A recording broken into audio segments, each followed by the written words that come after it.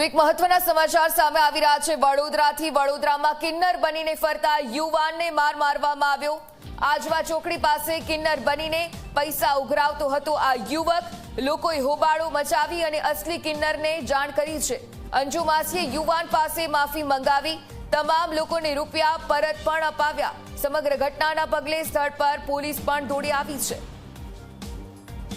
તો વડોદરાની આ ઘટના છે કે જ્યાં કિન્નર બનીને ફરતા યુવાનને માર મારવામાં આવ્યું છે।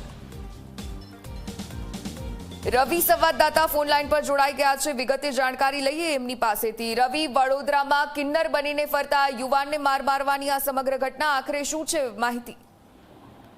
બિલકુલ ઉર્મિલા, વાત કરવામાં આવે તો વડોદરામાં અસલી કિન્નરે નકલી કિન્નરને જાહેર માર્ગ પર જ ધોઈ નાખ્યો છે અને આ આખો ઘટનાનો વિડીયો સોશિયલ મીડિયામાં વાયરલ થઈ રહ્યો છે। આખી ઘટના એવી છે કે આજવા રોડ પાસે જે આ 2 થી 3 કોમ્પ્લેક્સ આવેલા છે ત્યાં દુકાનદારો પાસેથી આ કિન્નર પૈસા ઉઘરાવતા હતા। તે દરમિયાન દુકાનદારોએ તેનો વિરોધ કર્યો, હોબાળો મચાવ્યો અને જે અસલી કિન્નર છે અંજુ માસી તેમને સ્થળ પર બોલાવ્યા। અંજુ માસી સ્થળ પર આવતાની સાથે જ યુવાન પાસે તેની આઈડેન્ટિટી માંગી અને આજે જે યુવાન હતો તે નકલી કિન્નર હોવાનું સામે આવ્યું। ત્યાર પછી જાહેરમાં તેને ફટકાર્યો।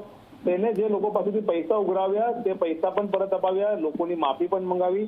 મહત્વની બાબત છે કે આ ઘટનાના પગલે પોલીસ પણ સ્થળ પર દોડી આવી હતી।